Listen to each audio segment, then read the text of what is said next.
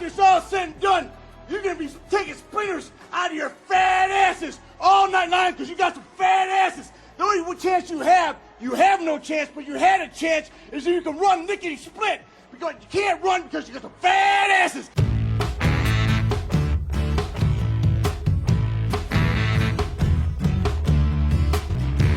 Gonna stick you in the eye with a foreign object.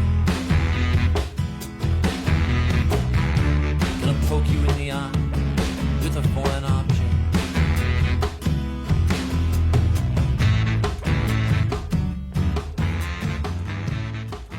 Hello, everybody, and welcome to the Blue Thunder Pod, AEW Dynamite Edition. I'm your host, Billy Sullivan.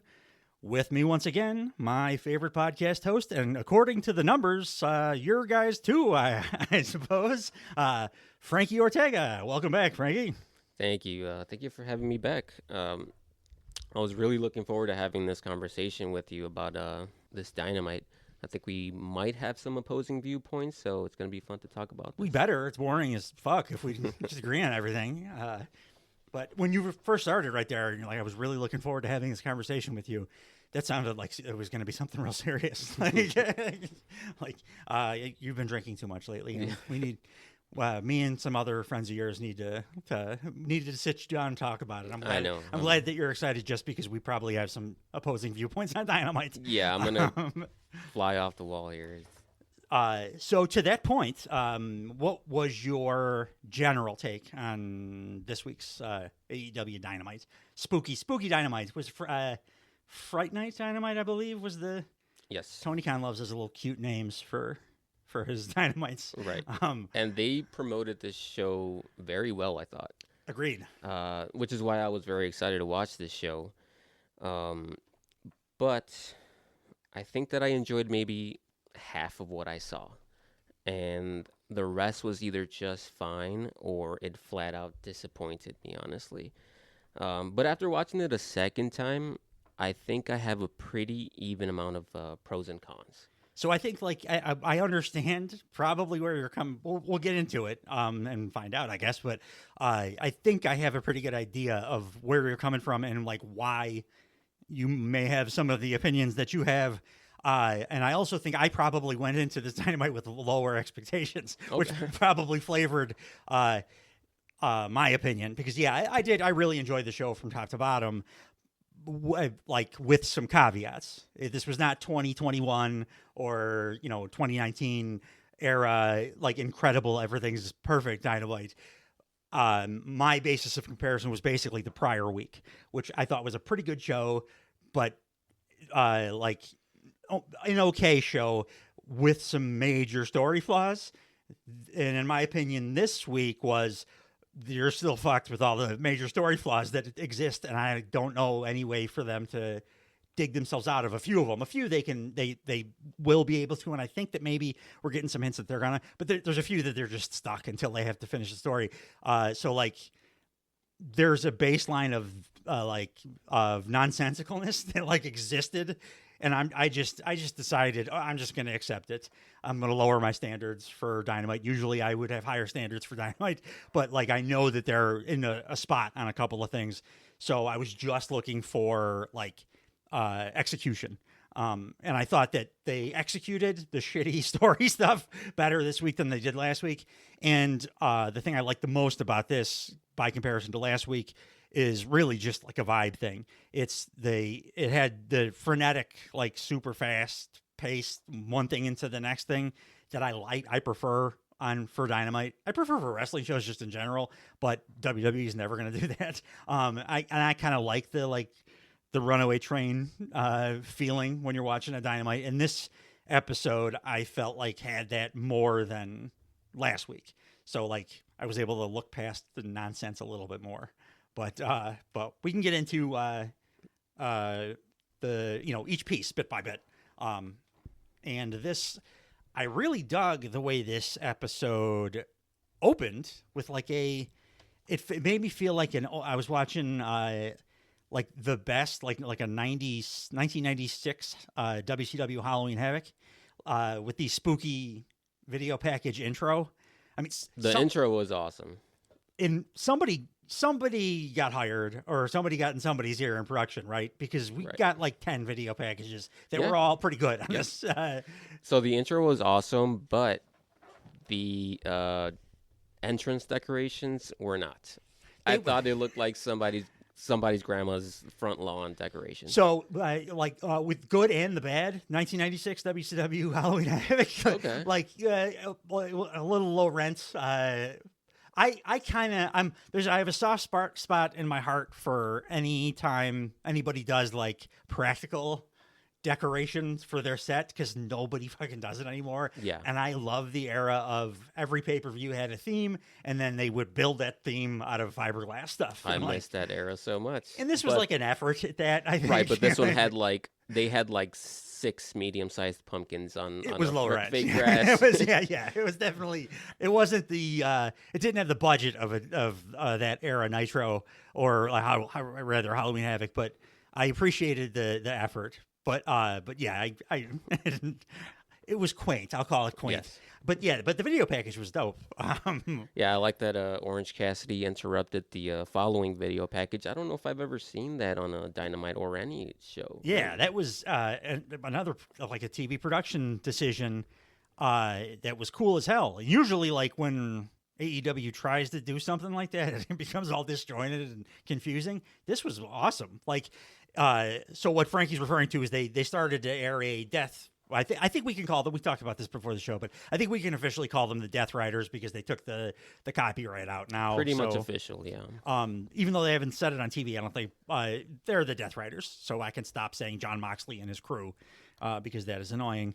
But they started running one of those Death Riders pre-tapes that they've been doing before every show basically for the last 2 months, and it only gets in 15 seconds or something, and you hear a voice booming out, cut it, turn this off, a voice that I didn't recognize because you barely ever hear Orange Cassidy cutting promos like loud over and it was him over the PA coming out to the ring. No entrance music. Yeah, nothing. It just cut it, and then when he got in the ring too, and the fans were chanting "freshly squeezed," he put an end to that too. Yeah. He was like, "No, I'm fucking serious here. Stop that. I have something to talk about." And for me, I remember maybe about a year and a half ago, Orange Cassidy cut like that impassioned promo. It may have been for the first Moxley all out match that people like super loved. I liked it quite a bit, but I thought this was stronger. This felt different, yeah.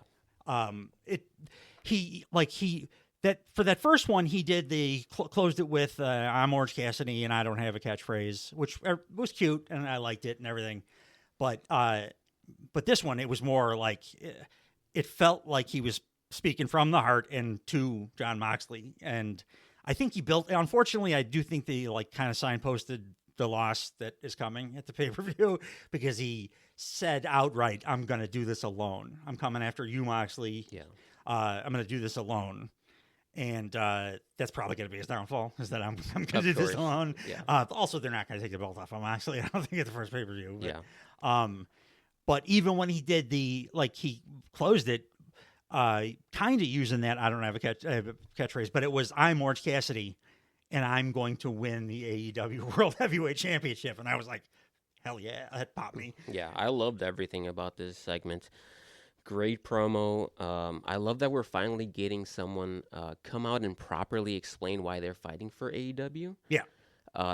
Fighting for to avenge Chuck Taylor was already like a pretty good reason to go after Mox, but now Orange is taking it a step further.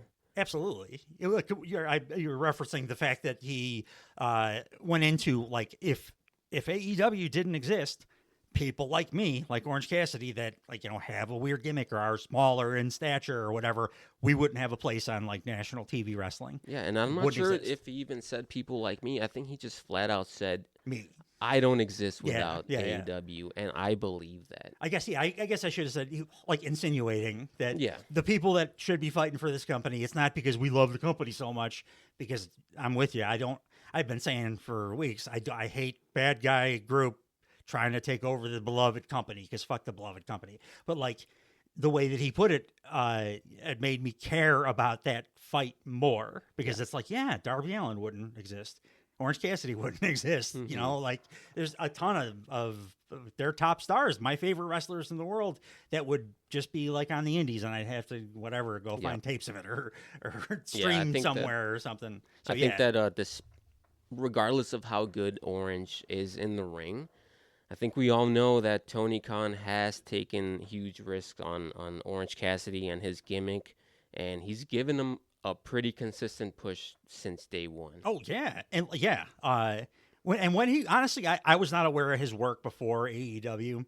I mean, I think I'd seen like gifs or like little, when people take clips of indie shows and stuff, and like, oh, that's funny or whatever. I think I'd seen him in that context or whatever, but I'd not really ever followed him until AEW. And you're right, it was like day one. I think it was Pac he started against, which was, they were pushing the hell out of Pac at the time too. And it was like, holy shit, who is this guy? I've never seen anything like this before.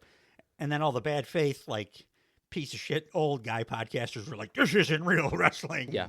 And I was like, shut the fuck up. And that hasn't stopped. Like, he has so much haters to this day. And he's one of the best technical wrestlers I've ever seen in my life. Yeah. And like, still, they're like, this isn't wrestling. Yeah.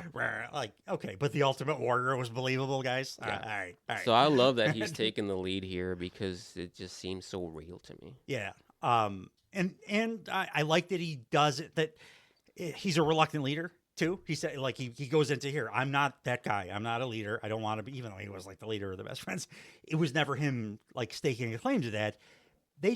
People just followed him because he was and is like, it's excellence. He's just so great in the ring. Yeah. And like his like come from behind victories, that bloody, like covered in blood, come from behind victory in the multi-man in the first All In always springs to my mind when I'm thinking of OC, because I think that embodies him perfectly. Like, yeah, no, he's incredible. This segment for me was a reminder of how awesome he is and why Tony does put so much faith in him. Yeah.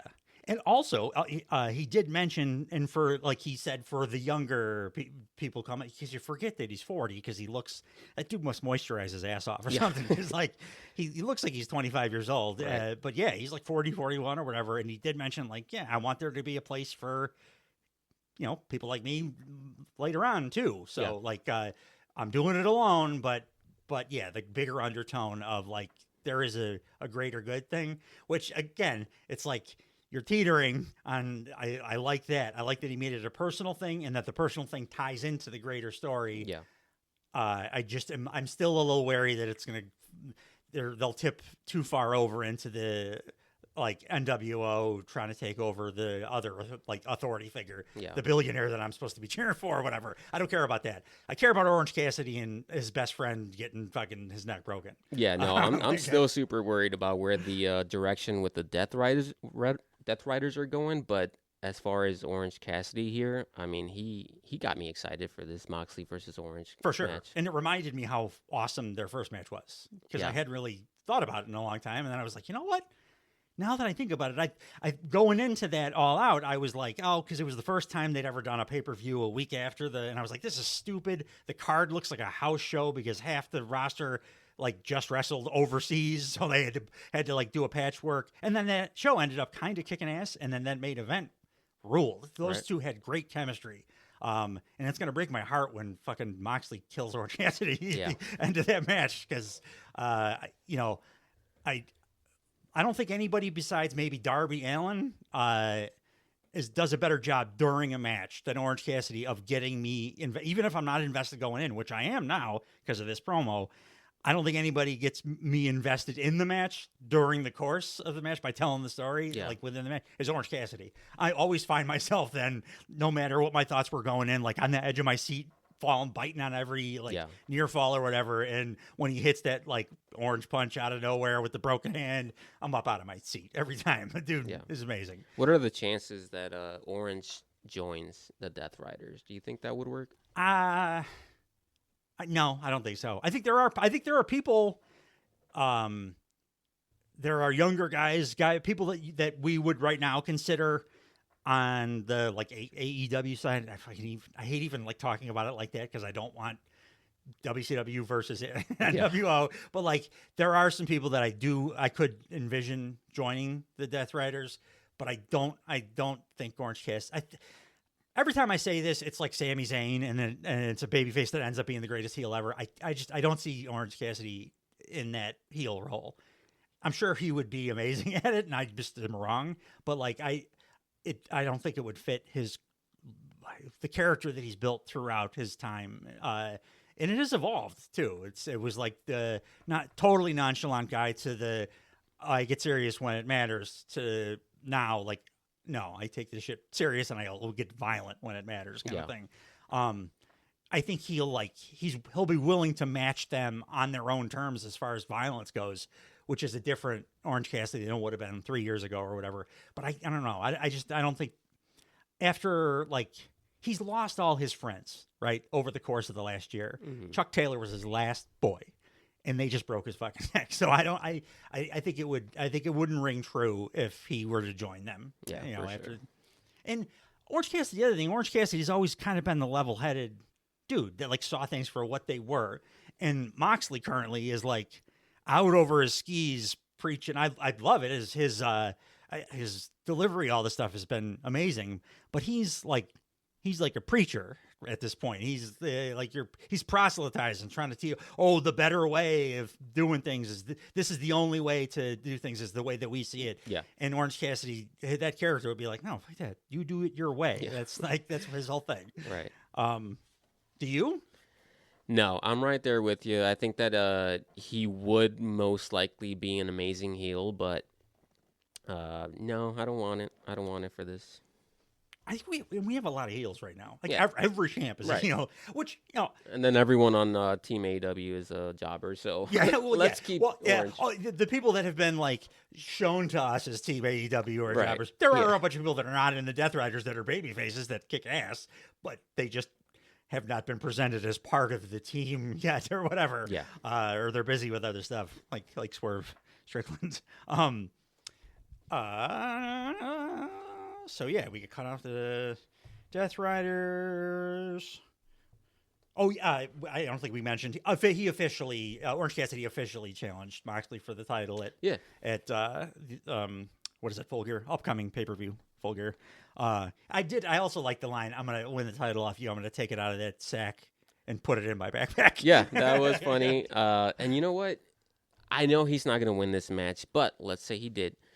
I would love for him to, start putting the belt in his bag and then be like, no, I'm going to wear this. That would be very cool. Yeah.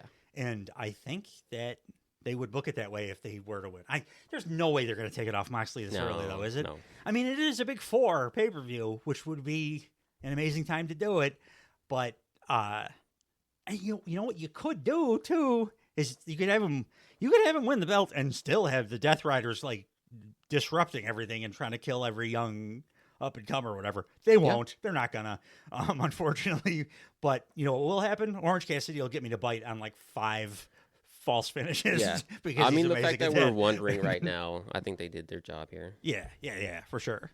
So that this kind of put me in a good mood for the rest of the show too. This is another reason why I may have had a positive outlook. I think show openings are so goddamn important. If you don't open with like a kick-ass match, do something like this, or do something like give me a awesome spooky intro thing, and then make me feel nostalgia for your like Halloween decorations, even though they're shitty. And then have Orange Cassidy do like this kind of thing. Sure. It's a great way to start. This whole show was, again, like for my tastes, generally overall, I want more matches and more wrestling than this episode gave me, but it still moved fast enough, and the non-match segments were like performed for me well enough that I was okay with it, with not having as much in-ring action as we could have had.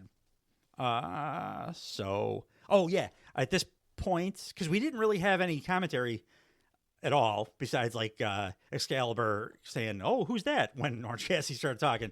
So now we are introduced to this week's announce crew. So Daddy Magic is back. I'm glad. I like him.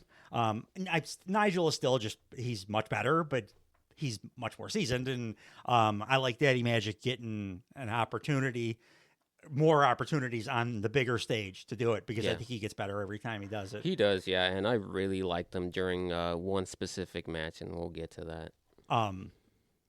I have a guess, but I'll save it. I will say the thing, I may have mentioned this last week too, but the thing I like about Daddy Magic the most is that he isn't just isn't just doing color commentary like generically like a lot of people would.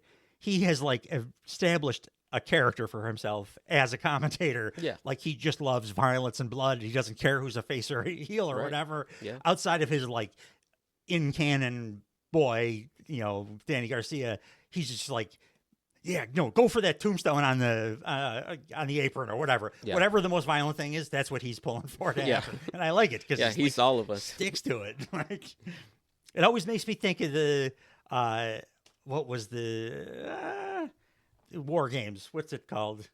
Survivor Series? The AEW's version of War Games. Oh, Blood and Guts. Blood and Guts, when he got hung upside down like a stuck pig and he was bleeding all down his face. Yeah. I like in my head, like that was the moment where he was like, if this is gonna fucking happen to me, I'm gonna pull for this shit to happen in every match that I Yeah. call from now on. No, so like, yeah, I think it fits. It's very Bobby Heenan-esque. Next up, we got Mercedes Monet and Camille with Renee backstage. Just a kind of a whatever for me. I did think, again, 2 weeks in a row, Mercedes is doing a pretty good job with her general heel vibe. She's never going to be a great talker, but I thought she did a little better job with the promo. It's still a little too WWE, bam, bam, bam, I'm reading off a script kind of thing. Yeah. But she's able to pull off the attitude like very well. Yeah. And I also thought she looked absolutely fantastic. Not just like, oh, she's hot, she's looking hot. I thought her look in this was like very different than anything I've ever seen her. Yep. And I thought it just worked real well. Like, She with looked the like braids. a vampire. Kind of. And she had the hair different. She had like the double braids. And just the gear was just a different thing than I'd seen. Her gear always looked good, but Yeah. this was like a very different kind of thing. And her standing next, Camille really does look like a goddamn giant standing next to most people, but next to Mercedes, who's a smaller competitor, it does like make her look gigantic as a heater. But yeah, anything to add on that? I thought it was just kind of a generic. Yeah, I think promo. that was when they were giving Renee like a hard time about her questions, right? No, I thought that was nice. Yeah, it was. Yeah, Renee basically just asked for a prediction, like the most generic question possible. Actually, more generic than what Renee would normally ask, because it was clearly you need to ask this to give them the layup for it. Because usually Renee asks more pertinent, interesting questions because she's great at her job. Right. But yeah, this was just more of a, so what do you think's going to happen? So Mercedes could be like, oh, how dare you fucking ask me? You obviously know what's going to happen, like kind of thing. It was fine though. Next up, Homer Simpson came out because Adam Cole was introduced, and he is yellow as fuck. Yeah. We got a text on a shared wrestling text thread that you and I are both on from shout out Nick. Spoiler, I think Adam Cole has jaundice because I don't know what happened with his spray tan or whatever he used, because it was a problem. It was. And then Buddy Matthews looked pink. Yes, yeah. So I think part of it was like the lighting. When Cole first came out, because he's got the yellow lighting on top of that, his skin was yellow. I was hoping it was just the lighting, but then when the lighting changed, it was like, oh, he's still yellow. He's just not quite as, but he still looks like a Simpsons character. Yeah. And then Buddy Matthews like just doesn't spray tan because he's like super Irish looking guy. It'd be like if I spray tanned or if Sheamus spray tanned or something, it would look funny. Right. So he has to just stay his natural pink self. So you get pink ass Buddy Matthews up against the Simpsons character. Yeah, right? both of these guys were very distracting. Yes, For me. the visual was like very strange. It was like carnival bullshit or something. Yeah. For me in the match though, I ended up kind of feeling bad for Adam Cole because Buddy Matthews looked so fucking awesome in this match. Yeah. His offense looked so brutal. He was like too good for his own good. The crowd ended up just totally siding with Buddy Matthews. Yeah. And Cole, for like his first match back, and I don't know how many months, it was a long ass time because it was Grand Slam, the Samoa Joe MJF Grand Slam, so over a year, right? Out of the ring. This is his first time back. Usually people like dog shit. I thought his selling here was really good. His offense looked kind of soft though, which okay for your first match back. But Buddy looked so great that the crowd was just like, well, one guy looks fucking awesome, so we're just going to cheer for him. Yep. Plus, the Cole story makes so little sense. I also think that added to people deciding, I'm going to pull for Buddy here. Yeah. And they did. Yeah, no, Buddy looked like the baby face out there. This match was heavy on the compromised ankle, though. Yeah. I thought the re-injury angle was a little overboard. Like, I didn't think it was necessary. I thought that the match was already going to be like a grueling match for Cole. Agreed. So for him to really make the whole match about his injury, I thought it was a little unnecessary. So I have a slightly different take. So our first of the what, like you said, I think we saw some things maybe a little differently. I do agree with you that the ankle stuff didn't work, but I think it didn't work for a different reason. I believe what Cole was going for was playing possum for about half of it. I think the over the top when my ankle. I think he was in kayfabe. That was bullshit because then he would he actually would use that to transition into something that was an unexpected or supposed to be an unexpected offensive move. The problem is he also then sold the ankle for real too. Like he was selling in kayfabe, like, yes, the ankle was fucked up, but also I'm playing possum sometimes. I think I love the playing possum because that is the best Adam Cole, is the sneaky motherfucker, despite the fact that we all know he's a sweetheart and yada, yada. Anybody who's watched that guy's career knows that like an underhanded, like opportunistic heel he does that as good as anybody on earth. I like the playing possum with my ankle, making the baby face. I think House of Black are officially baby faces at this point. They never really did a turn, but they treat them that way. So and Buddy was working this match like a babyface too. Yeah. But I like that because that tells me that maybe Adam Cole is not going to stay face, which he shouldn't. But whenever they get pushed through this MJF nonsense if this corner they've painted themselves into, I want him to be a heel and not with a giant stable necessarily. I want like the Ring of Honor evil ass Adam Cole and that's like kind of what he was doing, I think, with about half of the ankle stuff. The problem was that they over-egged it because then he was selling the ankle too, so you got to pick one or the other. And one's a babyface thing and the other is a heel thing, and I think the crowd also reacted to that by going like, this is like you're overdoing it, and the other guy looks like a goddamn superhero right now. So like that knee that Buddy throws, that like rising knee, I don't know how he doesn't knock people's teeth out with it. Yeah. It's absolutely amazing looking. And Cole hit I popped a little for Cole hitting the heat seeker just because it's MJF's former finishing move. But like match wise, it was a better match than I expected because I thought that Cole was going to be rusty as hell and it was going to be real wonky and it would like be a cringy match. It wasn't that. It was the way that they laid it out that like mistakes in the decision making, I think, that made it not as great as it could have been because Cole wasn't as rusty. So if they would have just like made a solid decision and gone for it on the I'm going to work this like a heel and play possum, or just I'm going to act like the ankle is a real problem, but only about half of as much as they did. I think it could have been a really, really good match. What it turned out to be was like one guy ended up looking way better than the other, and the crowd like went nuts for him. Yeah, I guess I just didn't pick up on the being possum, playing possum. I thought that he was like playing off like a legit re-injury. First time I watched it, I thought so too, and I was like, man, they're really going in hard on the. But then on second watch and thinking about the way that Cole like works generally throughout his career, because I've been a big fan for forever, I do think that's what they were going for. I don't think it really came across though. I think that you're right as a viewer to believe like, oh, that just looks like a bunch of overselling injury. Yeah. But there were enough moments that like he would, he quickly transitioned off of the would-be injury, and Cole doesn't do that. If he's selling, he's selling usually. He doesn't like... And that's what I was going to say. I mean, that makes more sense because Cole was like running up and down the rink, working the ropes. He won with 2 Panama Sunrises. So, dude, you're taking a lot of impact on that ankle. And we know from the rest of his career that the dude is like, he's smart about laying out his matches. He doesn't do rookie bullshit. Like, he's not action Andretti out here. Like when he's selling usually. And that is what made me on second viewing go like, you know what? I think they were going for playing possum. I think he's going to be kind of a slime ball.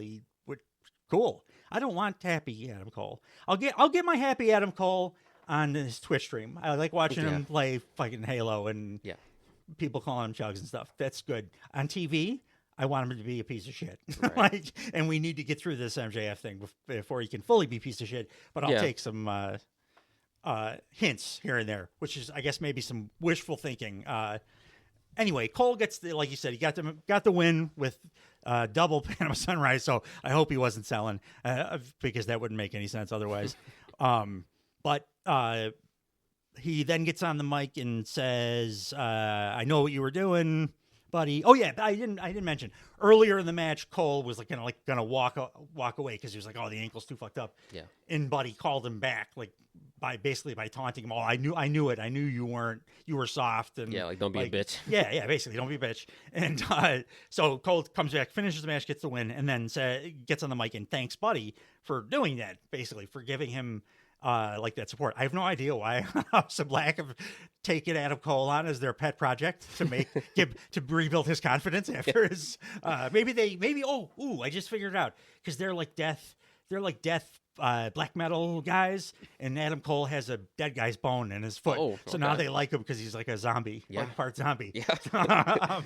But so Cole shakes Buddy Matthews' hand. The lights go out.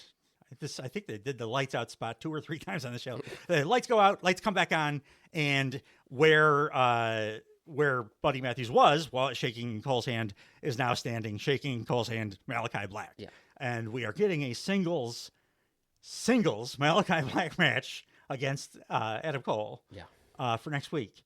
Is Malachi Black going to eat a singles pin for, I think, the first time in his AEW career? I hope not. So, yeah, Matthews pretty much revealing that he's doing this for the benefit of Adam Cole, which that was fine. Up until Malachi comes out, and then it makes me wonder what the hell's going on. Like, is the entire House of Black gonna put over Adam Cole? Like, I don't want to see that. I actually agree with you. I want to see Malachi eat a pin just because I want people to shut up about it because we don't know. Everybody, there's all the rumors out there in the discourse that he refuses to eat a pin ever. Like, I believe it about Rusev. Like, and he pretty much has said as much now outwardly. But Malachi, I don't know that is necessarily the case. I think he's just kind of a weird guy.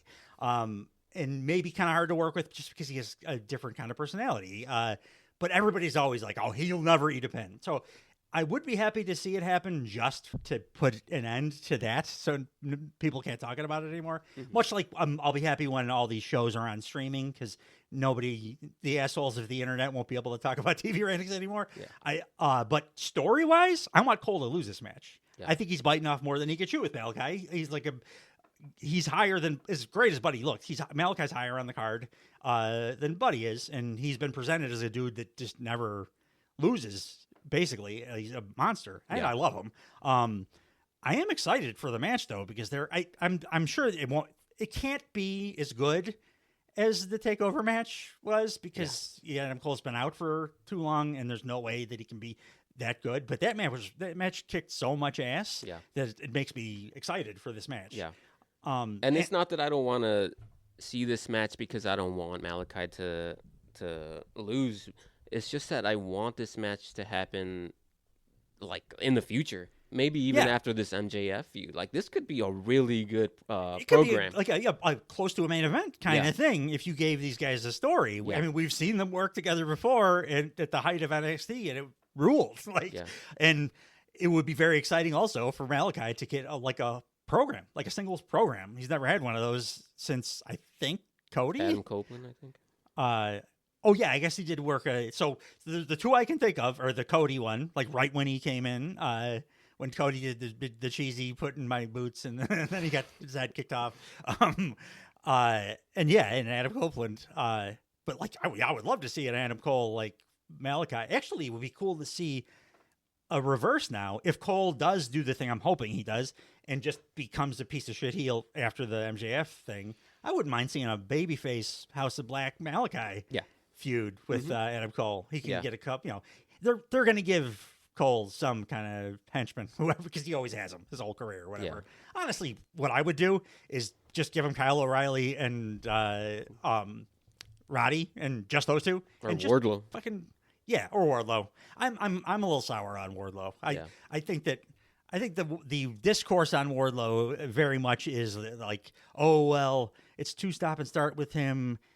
Personally, I'm more, and I like, generally I'm always for the wrestlers, for the workers, and like it's the Booker's fault. It's the Booker's fault. With Wardlow, I think he's kind of dropped the ball a couple times with big opportunities he's had. Yeah. Like his last big one was you got a main event match with Samoa Joe, and it was kind of a shitty match.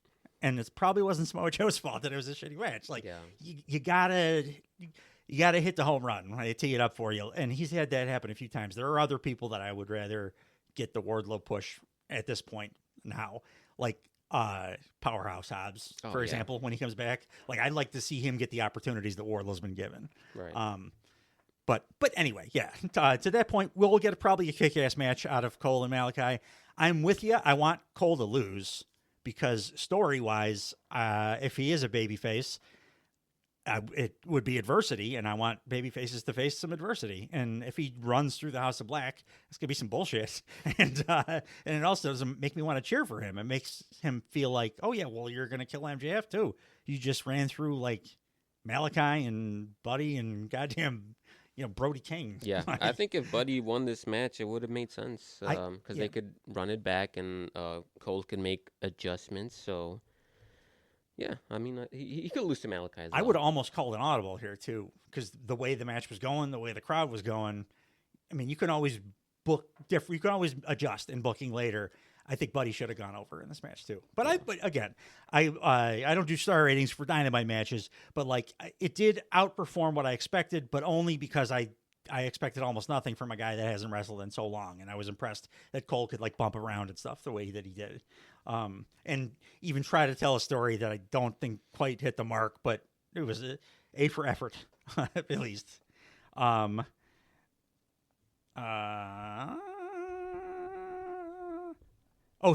next we get the Frito-Lay sales rep, backstage letting Private Party know like what exactly they're up against because he got his tag team disbanded. I did think at this point, it would be funny if Private Party did go on to lose later in the show, and then like Quen started calling himself the Elite Killer, and then lost every match he had against the Elite, because that's what happened with SCU. That was not to go off on too much of a tangent, but I think that was the cringiest thing that they've ever done. Was what's his face? His name is escaping me now. Frankie Kazarian. Like, why let him use the nickname, the Elite Killer, if you know that he's going to lose every goddamn match? Like, he was like Nordberg from Naked Gun. Right. He would just come out and like all guns a-blazing and then just get annihilated. Yeah. And then the next week be back calling himself the Elite Killer again. And they're just like, what are you talking about? We have Kenny Omega. You have not won a match in 8 weeks. No, it's just Tony can't say no to the most ridiculous nicknames. Exactly. But usually I don't want Frito-Lay on my TV at all. I hate this character so much. It has irritated me. I don't understand why he's there at all. But like this particular segment, I was like, okay, I accept it because it does tie directly into the stipulation that they had, because Private Party's got that we're going to break up if we lose stip, which, the Bucks did to SCU. I hated the next segment. Adam Cole? It was Yeah. the worst thing in the show for me. Well, we just saw a Cole match, and then we got the little tiny Frito Lay Man seg, and then we get a backstage Adam Cole with the Kingdom, which is like, I don't know what to think about any of all of that. And then he just continues to attempt to explain this confusing storyline. Just stop. It doesn't. It makes it seem like Adam Cole suffered a brain Yeah. injury, and he doesn't really remember anything that happened. Yeah. And again, it's Adam Cole talking, so he doesn't. He's good at delivery. He doesn't stumble over any of his words, which makes it even worse, I think, because he's like really eloquently saying a bunch of shit that Yeah. doesn't make any goddamn sense No, whatsoever. it's like he's really trying to convince himself Yeah, that's what it feels like. of what he's doing. Maybe I'll have to make that in my head canon so I can get through because that like Yeah, no, that I'm would make sense, cringing, right? Like literally not the way that the kids use Yeah. it. I'm like cringing, Yeah. putting my face into my shirt when I'm watching Yeah. these segments because it's like, oh, just don't talk about it. Yeah. Just don't do anything. Maybe have MJF do like pre-tape because he's the only one that's like coming across like a sane person Yeah. in any of these things. Just do a couple of those and then have the match, the pay-per-view, and then never mention it again. Yeah. Let them go their own separate ways. Because this thing was trash. It was another good effort for Adam Cole, but total trash. And I hope once it's done, the Kingdom's not a part of his whole deal either. Yeah. I wouldn't mind, like I said, Roddy Strong sticking with him because I like the trio of him and Kyle O'Reilly. Obviously, like a lot of history there, Right. and they rule together. Just them though. Yeah. I don't need. They're not the Ring of Honor tag champs anymore, are they? Like, No. I remember they were for a long time and would lose on Dynamite every week. Yeah. But oh no, it's Dusty or Right, Dustin, right? And Yep. The I- murder machine. I think that's what they might be calling themselves now. what's his who's he? I Lance told you Archer. last week I couldn't remember it's Dustin and or is it Oh, yeah, Brian yeah. Cage? It's Dustin Rhodes, I think, and somebody else who doesn't fit. I Then believe. what belts do Lance Archer and Brian Cage have? Maybe they won him off of. They probably won him and But I nobody still saw. need to know who Dustin's tag partner. He was the Ring of Honor tag champ. Yeah, recently. Sammy Guevara. Sammy Guevara. Yeah, Yes, thank you. I was not doing a bit. I could not remember, and Yeah. I know last week I said I can't ever remember who that tag team, Yeah. like who they were together. Yeah. It will not go into my brain because it doesn't make any sense. But yeah, so it's probably Cage and I think so. the Yeah. other tag team that makes no sense together to me. Anyway, where were we? Oh yeah, get past this. I said I wanted to move past the bullshit Adam Cole Kingdom segment, but then no, I have to talk about it for 20 minutes because it's so goddamn stupid. The next thing, thankfully, I did like very much. Coil Flecha and Don Callis come out. Coil looking pretty dope with the buzz cut, I gotta say. It worked as like a I'm crazy kind of thing, but it's just a better look for him. It is. Just looks better with the buzz cut. It makes him look kind of jacked too, I think. I think Yeah. the floppy hair made him look like skinnier or whatever, and you forget he's 6'5". Yeah. Now he just looks like a big, scary, like Serbian basketball player or Right. something.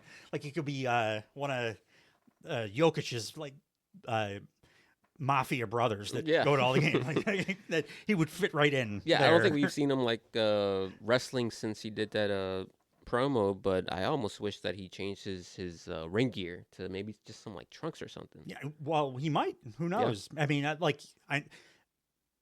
would actually kind of be surprised if he didn't. Now that you mention it, because he's going for like a totally different aesthetic, and like when he came out here, like that came across too. Like, oh, you look nothing like that. The little bro of Will Ospreay at this Yeah. point, like, so yeah, I think he should do like I think that exact thing would be perfect, like the trunks, like the old school, like, excuse me, the you could only be in the main event in the 80s if you wore those kinds of trunks, those kind of trunks, like the little guys, the little Speedos. Fletcher did the calling out Will Ospreay, I'm a heel, I know you're not actually here kind of thing. Yeah. But then, surprisingly, his former tag partner and were they what? Aussie Open. Yeah,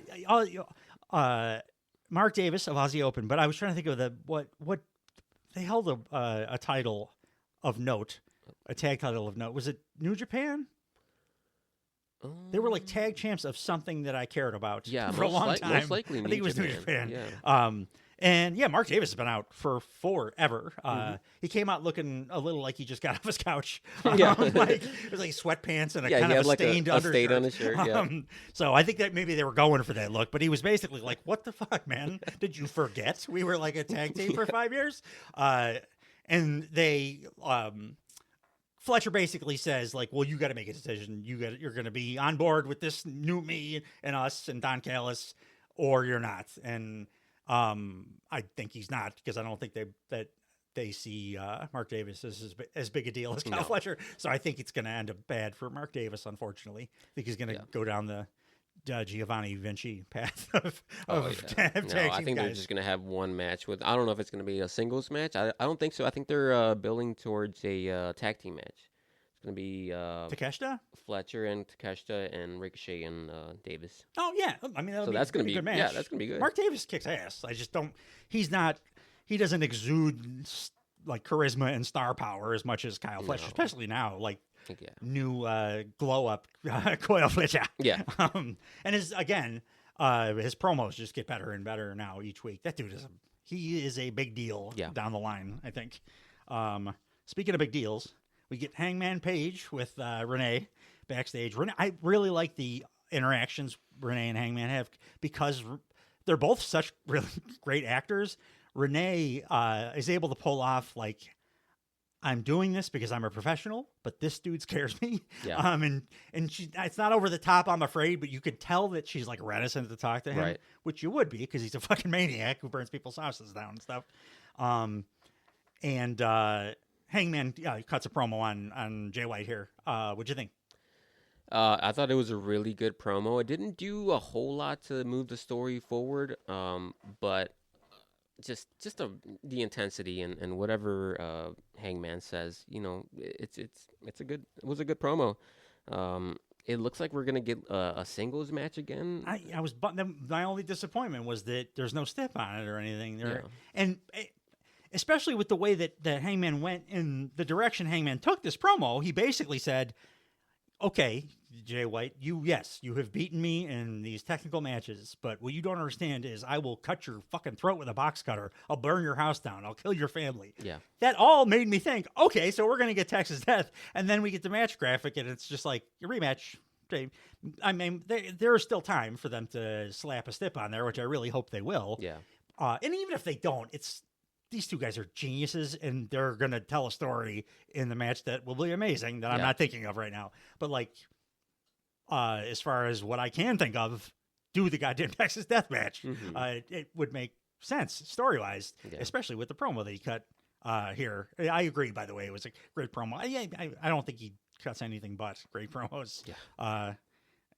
Again, as I mentioned last week, there is a case to be made that this man is the best at what he does on Earth. Yeah. I don't know that he is, especially with some teases that we got in a match coming up here.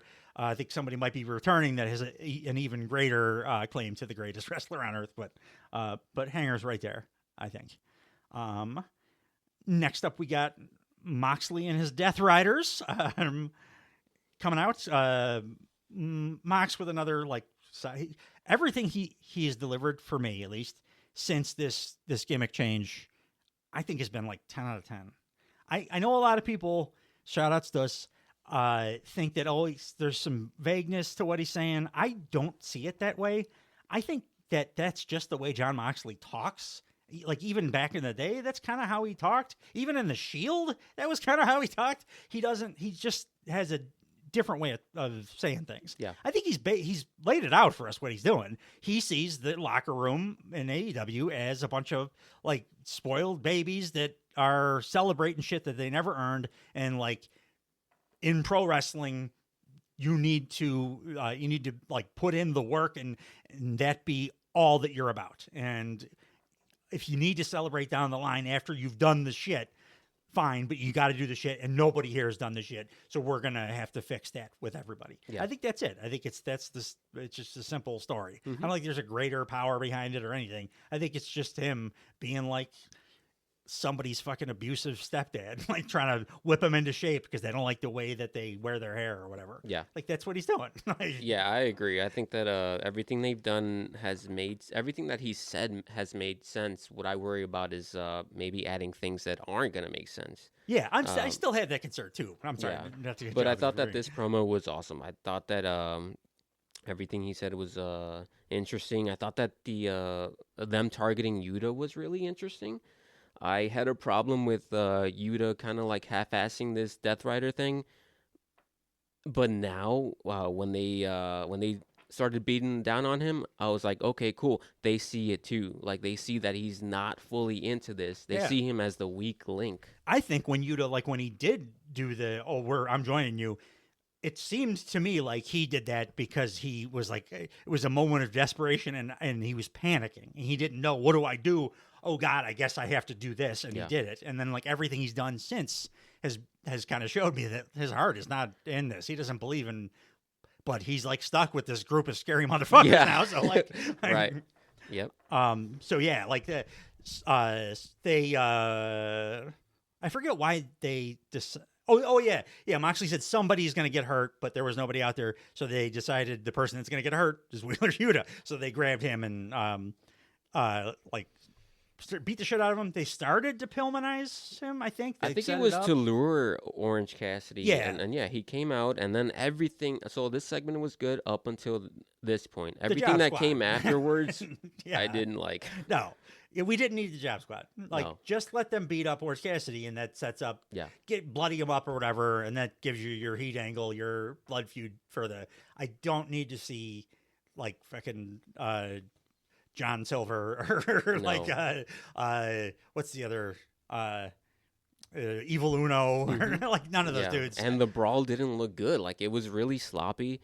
No one looked good. No one stood out. Well, because when you're putting the Dark Order in there with a bunch of dudes that like, and a woman, Marina Shafir too, that their whole deal is like, we lay everything in super stiff and it looks like dangerous because they are just laying everything in stiff because they're trying to be Stan Hansen, like every one of them.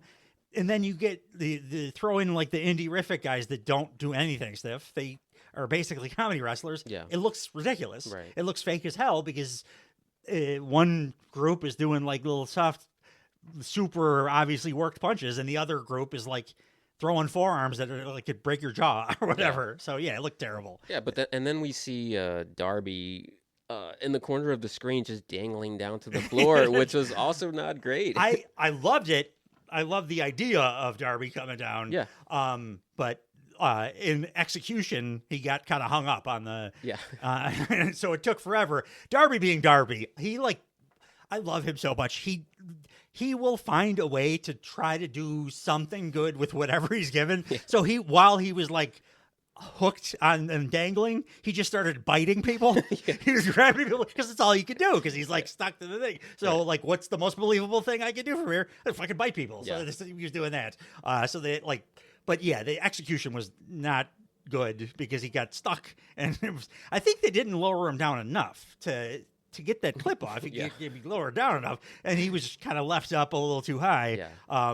And then not to mention he breaks the table by just kind of like leaning on it. Yeah. Somebody like took the dolls out of the table too early or something. It's like he leaned on it and it exploded. But I'm not putting that on Darby either. No. I like the idea, and I guess if you're gonna fuck up a rafters. Rappelling from the rafters spot, I'd rather fuck it up by being like too safe than getting another Owen Hart situation. You know, rather Darby. Because again, like I got the little cute moment of, oh man, Darby really, he gives 100% everything he does. Like most people would just be in a panic if they were stuck like he was, and you saw the wheels turn. I'm like, okay, what do I do? I'll start fighting people. I'll start poking eyes or whatever. But yeah, ultimately it didn't work because it's a bunch of jobbers getting their ass beat and softly throwing offense out. And then the most believable guy, Darby, is like stuck, tied, like hanging from the ring. And I also think that AEW continues to ruin Darby's returns. I'm not sure if you feel that way, but you know, they either just have him randomly appear backstage, or they announce a match with Darby for next week. Dude, just really hype this up. I agree to the point. Like it's weird to me because I don't. In some ways, I think they recognize like what a big star he is, because I think this entire thing is a setup for his title win ultimately.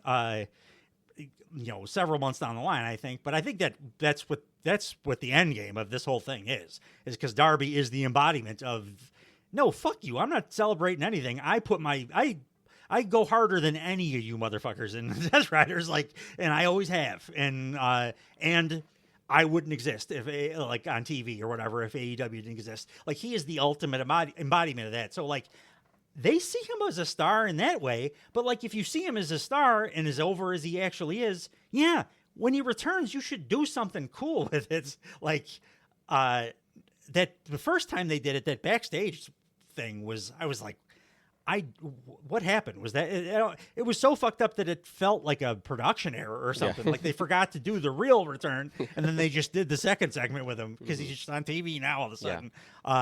And then this, like, I guess this was an effort to have him do like the Sting thing, but like just do the music and the lights and like. And why is this happening right now? Like we have plenty of stuff going on. Exactly. We don't need Darby yet. And we need him. We need him in the future for sure, but not yet. 100%. We're gonna get there, and we know. Like everybody knows that we don't need him to be reminding us that he's still part of the story here. Like, So I'm 100% with you. They keep fucking up his. Maybe they take him off TV now and like go a couple of months, and we could actually get a proper like return. Well, no, he's gonna team up with Orange next week. So okay, so when it comes to that, I get it. You know, they're going up against the NXT show on Wednesday. Oh yeah, that's right. But NXT's probably gonna put like CM Punk on the whole show or something like that. Well, you know what I wouldn't hate if because Orange is gonna lose. Unfortunately, at this pay-per-view, if the Death Riders were brutalizing Orange Cassidy after Mox wins, and then Darby tried to make the save on his own too, and then I wouldn't want him to like do it because the numbers game again would be against them, but like Darby tried to make the valiant effort and let him get bloodied up and maybe move that on to that can be, you know, the Darby program starting from there or whatever. Yeah. I still have this fantasy book idea of Darby Allin ultimately getting recruiting the help of his buddy and the other two in House of Black to like even out the numbers game. Yeah. I think that would just kick ass. House of Black and Darby against the Death Riders. Too, yeah. And like in canon, he's boys with Brody King. They even like shook hands and shit at the end of their last match. So that would rule. But here, no, I don't need him mixing it up with the goddamn. I can't even think of the Dark Order. The Dark Order. How did this? Oh yeah, I did kind of like how this ended though, because it was the Bucks being big shitheels and trying to take advantage of a situation. Because during this whole melee, Private Party comes out as part of the babyface group that are trying to stop Mox and his Death Riders. Yeah. And then the Bucks music hits after like this fracas is already going on and the fights. So the Bucks then come out and they're just like, no, we're starting our match now. Yeah. So that like that kicked off the match. I did like that too. And yeah, and they're like they're pricks. So like they would do that kind of shit. I have real strong thoughts about the match itself. What did you think of I have strong thoughts as well. The match was by far my favorite part of the show. This match was probably one of the most, if not the most, exciting match I've seen in a while. There was like a big match feeling to it, especially from Private Party and especially from Isaiah. He was wrestling this match like their careers were legitimately on the line. the match had like everything that you'd expect from a Bucks and Private Party match, but it also had like so much added drama. It surprised the shit out of me in a bunch of ways. I agree. Again, like, great match, but I think it's by a long margin the best Young Bucks match since their gimmick change. Like, and I don't think there's been another match that was close to this good that they've worked, pay-per-view or otherwise. This match fucking kicked ass. Yeah. Like, I bit on every near fall. The nuance stuff was incredible. I apologize personally to Quen because, dude, for the first time since that dude came back, he looked like everything was like back to 5 years ago before he got hurt. He was amazing. My favorite spot of the entire match was that save he made. Yeah. It was like he warped in from. Yeah. So what happened at one point in this match? The Bucks get like Quen on the outside, bring him all the way up the ramp, and then Okada comes out with his shit-eating grin and hits a tombstone on Quen, like on the ramp. So Mark Quen is like out, we think, for the rest of the match. And this is a lot of what followed is what you were talking about. Isaiah Cassidy, like, really looking like a star because he was, now it's 2-on-1 and he's fighting for his life. It seemed like, and he was busted open. and but he's busted open, and totally believable as like the kickouts that he was doing and stuff because you could feel it. The performance of his was, I like, my life is on the line. Yeah, it's the life of his tag team, but like, he cares that much about this, and I felt like that's why the emotion was there so much for the match, and the crowd was super hot for this because of that. Yeah. I also the thing I was mentioning earlier, the teases, more Kenny Omega teases. Mm-hmm. So that's like 4 or 5 weeks in a row we've gotten some. He's coming back. I don't know if you saw recently on. I mentioned it in an interview, I think, and then they put it on X or Instagram or something. But he said for the first time he feels like when he does return, he can return. He's going to be able to be the top level Kenny Omega that he has never really been able to be in AEW, which like just gave me a boner. It's goddamn Kenny Omega. Yeah. He's the guy that invented this style of wrestling, basically, that we all love now.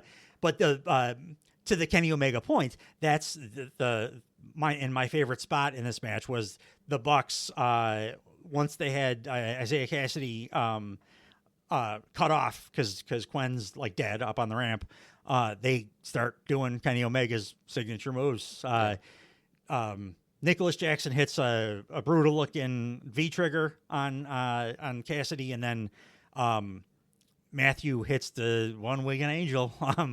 And that looked like it was it. Yeah. I was like, oh, well, that's it for Private Party. It's too bad. Cassidy's gonna have a nice singles career, I guess. Right. But no, 1-2, and then Mark Quen just like warps into the ring with the greatest pin breakup I've ever seen. Yeah. Crowd just lost their goddamn minds.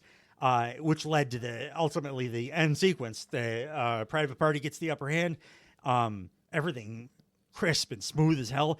They hit the gin and juice like clean as hell for the first time since Quen has returned.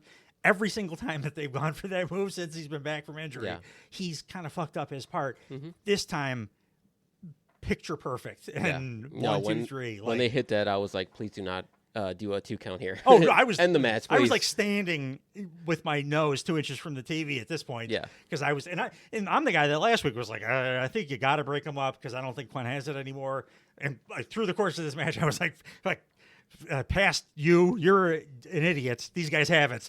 This rules. This was 100% of the time to put the belts on them, and they like my point about when Wardlow is given a big opportunity, he doesn't necessarily step up to the plate and hit the home run every time. This was a Private Party absolute home run. Yeah. The Bucks brought it too, but we know that they can. I personally think they're the best tag team ever. I know that's subjective, depending on like what you like or whatever, but we all can agree that they are very consistently great. Private Party hadn't really proven that to me till this. Like under the biggest lights in the title match. man, this match kicked so much ass. I loved it. Yeah, no, all the false finishes and just the second half of the match and like in general had me at the edge of my seat. Yeah, for sure. Oh, you know what? We did want to mention just like a little, some of the spots, the stuff that made me really believe that the Bucks were going to win. That they did the one tag team partner accidentally takes out the other tag team partner that always ends up in them breaking up usually. But the way they did it here was the Bucks tried to use the ring bell as a weapon. Quen gets it away from them, tries to hit one of the Bucks, and like absolutely waylays Cassidy. Like it looked like he hit him hard way. Like that's what busted him open. I don't think it was hard way because I think he did like then kind of hide under the ring and blade, but like he hit him hard enough with the bell that it could have busted him open. It was so nasty looking. And it also made me think that they were going to lose. 100%. I was like, oh yeah, there it is. Like and they're breaking up because there's going to be dissension now, and it's a story that we're bored with and we've seen a million times. That and the Okada thing for sure. Yeah. And if like rumors are true and the Bucks are going to be like away off TV because they need, medical stuff, I wouldn't mind returning Kenny Omega getting to go up against his rumored opponents, Kazuchika Okada being able to be full on Kazuchika Okada too, like with the Bucks not around. That would be dope as hell. Thought that tombstone looked very, very gentle, though. What do you think?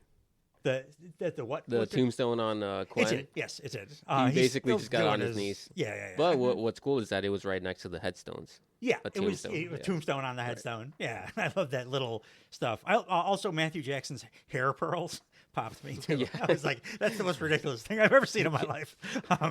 It fit the character so perfectly. Mm-hmm. I really wish they wouldn't have fumbled that. Those guys, the first half of their run as the EVP Bucks, I loved.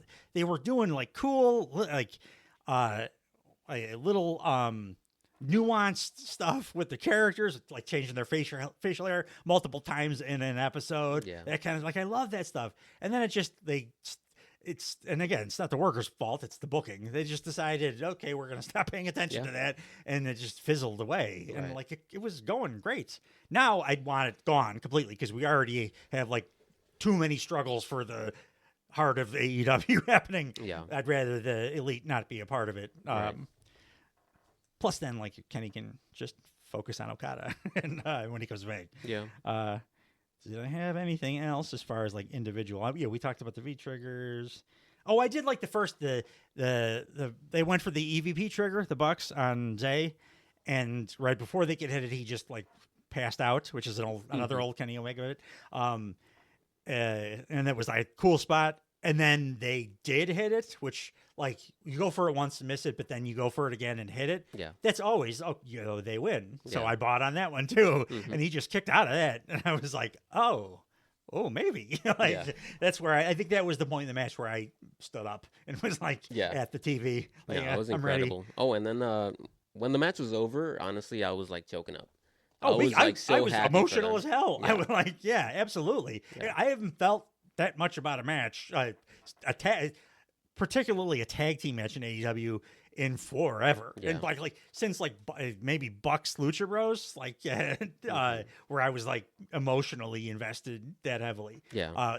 That division needed that bad. Mm-hmm. I mean, I've been emotionally invested in singles because we've like the Daniels and stuff, all of that. It's hard not to get invested in the Daniels and stuff, but like these guys, is first tag team thing in forever that made me feel something like this. Yeah. And I'm glad they like didn't do stupid bullshit like they did with Jericho when he won the belt, and they didn't let him do like the smarmy heel thing. They have Ishii come out and like muddy the waters on what we're feeling. They actually let the celebration go. Let them go up through the crowd, celebrate with the fans. Yeah. They were clearly emotional about it. Like after they were proud of what they had done and proud of the match that they just put on. And that makes you feel some shit. Yeah, no, truly a memorable moment. High point for Dynamite for the last, I don't know how long, several months probably. Even on the good shows, there hasn't been a height for me personally like this. This was like this was a great level pay-per-view moment on a Dynamite. And you don't expect to see a title change on Dynamites either. So that hits different too. I did make mention. They showed the match graphic for the Moxley Orange Cassidy upcoming pay-per-view match, and Moxley's new like picture, his still frame picture. He looks like he's about to sneeze, and it's very funny. He's trying to do like a sneer thing in the picture, but it's like this. It's like half his face is, and now every time I see it, I start laughing, and that's not what they're going for with Jon Moxley at this point. So I think they need to change that. Jamie Hayter and Penelope Ford at this point get a backstage agree to no violence with Renee. Some people get tired of that, but I like consistency, and I don't like stupid skits that don't make sense. So I like when they say, thank you for agreeing to no violence for this, because wrestling for 30 straight years, they wouldn't say anything like that. And then sometimes they would get violent and sometimes they wouldn't. And it didn't make any sense. So I like that they mention it every time, even though it's repetitive. I did note that I didn't realize how much bigger Jamie Hayter is than Penelope. Yeah. I mean, Penelope's been off TV for 2 years, so you forget. But Hayter looked giant. Yeah, she's tall. Compared to comparing the two. Again, I liked her look. There wasn't a ton to this. This was just a bog standard, we're going to fight. Right. And Hayter's going to kill her, right? I mean... Yes. Yeah, for sure. Probably good. It'll be a good match, I think. But, like, Hayter's going to kill her. Mm-hmm. And I, again, dug the Daphne from Scooby-Doo 70s look she had going. We got a good Swerve video package here as the... as the story they have going with... the not yet at this point formed Hurt Syndicate, but a nice little recap of what has happened so far between him and MVP and Shelton and stuff. I like that AEW's video packages are also short. Yeah, they had a bunch of them, and like WWE, to me, we get way too many recaps and packages, even though like it's a million times better than it used to be, and it's way more watchable than it was when like Vince was around. But I still think the video packages are a little too spoon-fed, too long. I hope that AEW keeps them brief like they have them. I don't mind them putting a bunch in though. Like tell people what's going on. Not everybody's watching every week like us. Like so I dig that they peppered in a bunch of them. On the show. Yeah, no, and they don't go like too far back. Like WWE will show us what happened like 2 months ago. Yeah. Overkill. Yeah. Or my least favorite thing, somebody will cut a promo, they'll go to commercial, and then when they come back from commercial, they'll show a replay of the promo that they cut before commercial. Yeah. That like makes me so angry because it makes me feel like they think I'm a toddler. Yeah. And what's worse is when it was like a promo. They just show us the promo, I'm thinking of one particular Rhea Ripley's return promo. When she came back from the shoulder, she cut a promo. They went to commercial, came back. They showed the promo in total again. Yeah. So it was just the same segment 2 times in a row with a commercial break in between. Anyway, getting off topic. Next, we had another non-wrestling thing. Jericho and the Learning Tree cutting a promo, like out in a weird spot. They were like halfway up the ramp. Yeah. This I imagine is polarizing. I'm back on board with Jericho kind of in his nonsense. I understand why people hate his guts. But like the silliness that I have loved about Chris Jericho at many times in his past is still there. He had like the David Pumpkins jacket, Halloween jacket on, and it's dumb, but it popped me. I thought it was amusing.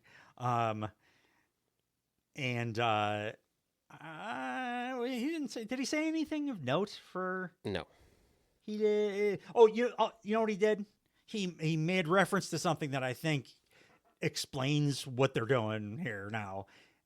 He did at the end of the promo. It was just like a standard. I told you I was going to beat Mark Briscoe, and I'm the Ring of Honor champ. I'm the Nueve. I'm the greatest Ring of Honor champ. Blah blah blah blah blah. He did, but at the end he mentioned I'm gonna bring Ring of Honor to heights that they've never seen in their history. that combined with some rumors that that Tony Khan may have found somebody to bite on a TV thing Really? for Ring of Okay. Honor. I I would didn't know imagine that. something smaller, like the CW, NXT thing. Yeah. That would make sense. It's probably a lot easier to sell your little mini wrestling promotion if you have a guy whose name people recognize and love him or hate him. People know Chris Jericho. He still gets kind of a ratings bump when he's on TV and stuff. Yeah. So fine, let him be on Ring of Honor. And Yeah, I mean, doing well, his that thing. would make sense. Otherwise, I'm not really sure why they needed to be out in the arena to do this promo. No, I would have preferred probably some more wrestling on the show. Yeah. To this weird ramp promo. Or give Mariah May or Anna Jay some TV time, Live TV time. since rather they're than gonna the have TV yeah. They gave us a video package next, but I would have Anna Jay come out and cut a promo. Yeah. I always prefer in-ring promos to everything. Prefer in-ring promos to backstage promos to the package video packages to skits. Yeah. I don't like skits at all, but in-ring promos is my favorite way outside of wrestling itself. Yeah. To forward the wrestling story. So yeah, I would have definitely rather seen that. Yeah, and they were having a championship match on Saturday. so- Yeah, yes. And I love Mariah May, current character too, and she's a good talker. And yeah, remind us of Anna Jay. We haven't seen much of her besides that little bit of backstage sketch bullshit. Yeah. Which is fine, but yeah, absolutely that's the right call, I think, for what should have been there rather than the learning tree announcing to us that Ring of Honor might be on TV Yeah. at some point in the future. So, segments like this is what made me dislike half of what I saw in this show. I think that it was just taking up time that could have gone to the matches that were promoted for 2 weeks, 3 weeks. Yeah. When it comes to themed shows like this, I want them to treat them like mini pay-per-views. Primarily focus on these matches at the very least, just for these shows. Sure, and I'm with you on that, and they did for some stuff, like we just talked about. We got that tag match, which that was a pay-per-view match. Yeah.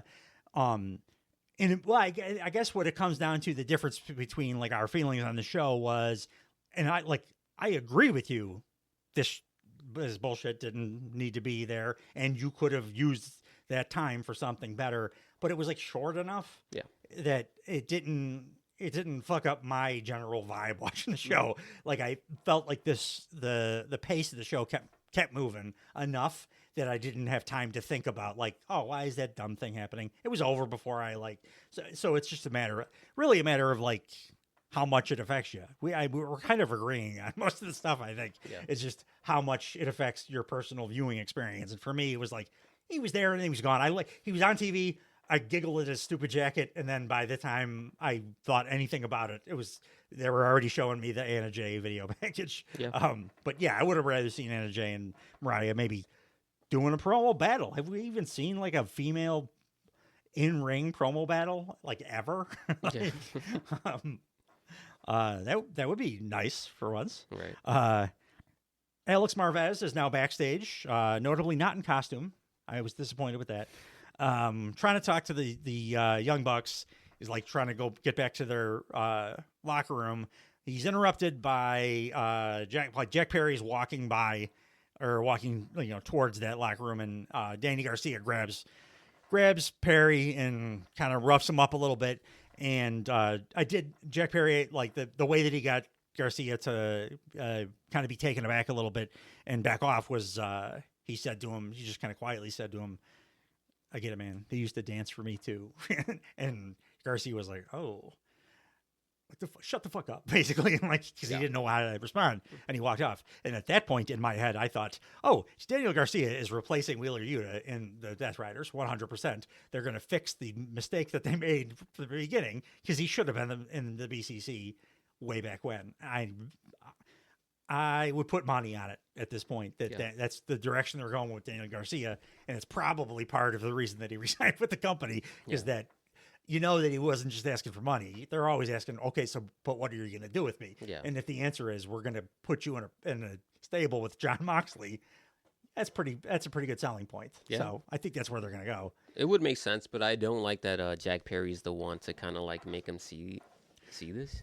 No, yeah, I could see that too, but the line was good enough that I'm okay with it because like it fits so well because they did used to dance for Jack Perry, back in the day, Yeah. and Daniel Garcia, like that's kind of the thing is they don't take you seriously because you're all about the dance, despite us all knowing what you can really do. Yeah. I just like the Jack Perry character just needs to change or go in a different direction or whatever. But for this one-off thing, I think it works just because it would literally remind him that like, yeah, they did used to dance for him, and now he doesn't do the dance bullshit, and he's got a title, and he's on TV every week and stuff. Yeah. So like, yeah, I should do that kind of shit too, which I think could ultimately lead to him joining the bad guys. Yeah. So it make enough logical sense that I can abide by Jack Perry being the guy to do it. But are they still feuding for the TNT title? I'm confused. I think so. I think that's still going to be the match. And maybe who knows? Maybe they'll tie that into Garcia like doing something like evil to win the title. Yeah. I know it'd be on a heel or whatever, but I don't care if story wise it makes sense. If Daniel Garcia like turns to the dark side, essentially goes in the direction of like the way that the Death Riders do their thing to win the title, and then he joins them, like I'm okay with that. I don't want Jack Perry as the champ anymore because I don't like his character, and I think it needs to change drastically. So I wouldn't mind him losing the title to Danny Garcia, and also that being the catalyst for Danny Garcia to be part of. I think he would fit in perfectly. Yeah. And Yuta's on the way out probably, so as he probably should be. I do want these guys and their title feud to start gaining a little bit more traction, though. I think it's just kind of been there on the back burner. Yeah, it needs more. It needs more build. Yeah. The build for that match, that it's a title match, so it should have something. Like Yeah. there should be something more behind it than just one little backstage thing, even if it does lead to something bigger. Otherwise, yeah. And the match everything could that we've also seen- kick ass too. So do it. Yeah, do the build for them. Everything that we've seen from these two, it looks like it's two high schoolers like fighting in the hallway or something, just kind of 100%. like pushing each other and like, come on, give us more. Yeah. I didn't mind Garcia kind of stopping here because it did seem like it registered to him like shit. He's fucking right. I am a clown, and that's why he stopped. But you're right. Overall, it does feel like a couple of high schoolers fucking pushing each other around So yeah. That's a pay-per-view match, right? That's the Full Gear. Not official, but yeah, It's got to be though, Yep. right? So yeah, that match could and should kick ass, and it could have a lot of cool story implications too. Danny Garcia is really good at telling stories in the ring too. So Jack Perry not so much, but but Danny Garcia is. So build it a little bit. I mean, I'll look forward to it either way because I'm whatever. but yeah, you're right. They should do more with that. Again, I make mention. I don't know why, but I make mention that Mercedes looks fantastic. Okay, because this was the Brickhouse Camille versus Chris Statlander, proving my overarching point from last week that more than anyone else outside of maybe Darby Allin in pro wrestling, Chris Statlander is incapable of having a bad match with anyone. Because last week Camille looked like green as fuck, tripping over her own feet, timing issues. This week she looked like a monster fighting another monster in a great hoss match. Yeah. What'd you think before I get it too much into it? Camille versus Stat. Yeah, I'm right there too. A much better match from Camille than last week. The wrestling was more to her style. It was a really good match, but I wish it was a little bit longer. I would have given more time too. That was my one negative note. That's almost always the case with the women's matches. I'm like, give them 4 more minutes. We don't need Jericho. There. Give your Jericho time there to 4 more minutes for Camille and Statlander. I mean, Chris Statlander is like one of my favorite wrestlers in the world, so always give her more time. Yeah, this was definitely Camille's best match in AEW, Mm-hmm. right? Yep. And it is a ever growing list of people that have had their best matches ever in AEW against Chris Statlander. Yeah. She needs a title on her soon and for a long run. Right. And she looked awesome too. Her makeup. Yeah.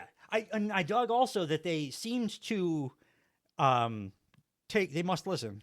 Thanks, guys, for listening. They took note. They kept some of her heel entrance, not all of it, but aspects of it that I liked that they didn't do before when they randomly turned her babyface. For this time when she came out, they kind of did still like the pomp and circumstance, the dimmed lights, the Tron stuff was like the heel stuff.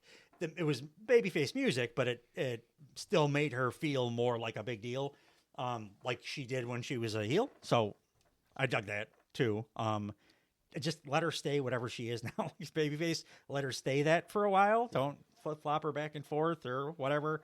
I think you should be building the division around her personally, but ultimately we're going to get Statlander versus Mercedes, right? Yeah, that's where for this sure. is going. Mm-hmm. And that's what I wanted from the first. I think that could be the thing that turns this Mercedes on a run around. That's how much I think of Chris Statlander. Yeah. Well, Mercedes had an amazing match with Willow, so She did, I'm assuming this is just going to be Yeah. another amazing match. And yeah, Willow is like I think a tiny hair below Chris Statlander as Yeah. far as like just in. I think Willow's above Statlander as an overall performer probably, but in ring I think that's just she's the gold standard as far as the women's division goes. And Mercedes, she bumps like a dragonfly hitting a windshield. Like I think it'll be great with like Haas stats. And again, Camille in this match itself too. Statlander being as big and powerful as she is, Camille looked much bigger than Statlander too. Like that is a large lady. Right. But they worked it as a Haas match and it was awesome. We got next Mark Briscoe, Kyle O'Reilly, Ishii saying they want the learning tree next week. I do like normally I would say whatever. Yeah, okay, that's something I would see coming. It's just the box standard AEW kind of thing. But I love when it's a fight without honor. Some of my favorite matches are the Ring of Honor. It's just a cool name for a hardcore match. It is, It's a fight without honor. Yeah. So it just sounds better. So I'm excited for that. I like all the guys involved. Yeah, Jericho the least at this point at his age, but he still can go, and everybody else rules. I'm always happy to see Big Bill in a hardcore match. I think that there's a lot of potential for amazing stuff there with Big Bill, as we saw in the ladder match last week. So yeah, that match should kick ass. I do want it to be the end though. I do too. For Briscoe involvement in Jericho stuff and in Ring of Honor stuff. Yeah. Because he's like quietly, he's been on every single Dynamite for like 2 or 3 months or whatever. Mm-hmm. So make him an AEW guy just completely. And I think there's a chance he could win the Continental Classic, which would be a dope way to put him over the way that I like to the level that I want Mark Briscoe at on this card. Yeah. And that's coming up. I have seen he's like promoting it independently, like on podcasts and stuff, talking about it in different places. And he was the one that confirmed when it was going to start and stuff. So that also might be a hint that he could be the guy that wins it. Yeah. And I think that he would be my number one choice. That would be awesome. I'm not sure how close we have Eddie Kingston from coming back, but if he's not back by then yeah, definitely Briscoe. I love Eddie Kingston, but I would pick Briscoe over Eddie, even if he's healthy and back. And now it would have been Takeshita, but now they've smartened up and put gold on Takeshita, so he doesn't need it. So I think that might be where they're going, and that's definitely what I'm going to be pulling for when that thing happens. We cut to Matthew and Nicholas Jackson making a very speedy exit from the arena. Oh, I forgot to mention after the Danny Garcia dust up with Jungle Boy, Jack Perry does get into the Bucks locker room, and like we briefly see the Bucks like very quickly packing their clothes up, and Brandon Cutler's like shredding documents of some kind. Like they're like, hurry up, we gotta get the fuck he's out like, of here. this thing's so slow. Yeah. That was amusing, but it told the story of their trying to split. And you know what? The first time I watched this episode, for some reason, I just completely missed that that scene, and that changed so much for me. Yes, it does. And it gets happen quickly, and it's right on the heels of another story beat because it's Right. got the Danny I think Garcia it took thing, me out because and then it was like Jack immediately- Perry, so I stopped paying attention or something. Yeah. Jack Perry, the charisma vacuum. So like, I didn't even see it. Maybe they should put the blue dot over his face like Vince used to want to do at Christian. So yeah, on the heels of that, we get Matthew and Nicholas like now in the garage, like trying to throw their luggage and shit in the back of the truck and get out of there. And for some reason, Frito-Lay is like desperately trying to stop them. I thought he hated them, and the whole reason that he came to be in this position was to combat them. Yeah. But now he's like, you can't leave. We You must need save you." us. I hate him so much. I hate him. I want him off. It makes me hate Christopher Daniels' past as a wrestler. That's how much I hate the thing he's doing right now. It ruins everything that he's on. Yeah. But he's begging the Bucks to please stay for some inexplicable reason. And they're like, nah, fuck off. We're going to work from home for a while, which I like that. That was a funny line. Yeah. And they split. And then Brandon Cutler comes like sauntering out, holding a box, like, "Hey guys, wait for me! I got your Jordans." Of course, the Death Riders then do the "are they standing right behind me?" bit, and they come up behind Cutler and start to beat the shit out of him. I did the best thing the Frito-Lay man has done. Because it was humiliating to him, and that made me laugh. Yeah. Made me happy. Was John Moxley like grabbed him by the face like a little bitch, Yeah. and made him watch the rest of the Death Riders break Brandon Cutler's hand with a hammer. So like that worked. I was like, good, humiliate him. Right. We saw a grown man, a former a champion in TNA or something, get grabbed by his chin and Former his wrist. AEW tag team champ. Yeah. And Moxley again. It looked like a mean stepdad, like abusing a 9-year-old stepson or something. Yeah. Which it worked because I'm done with Frito-Lay. I need him not on TV. Yeah. I'm perfectly happy with Tony Schiavone going, Tony Khan just called me, and this is what we're doing. I don't need him telling me anything. Yeah. So maybe they could beat him up next week, and then he'll be off TV too.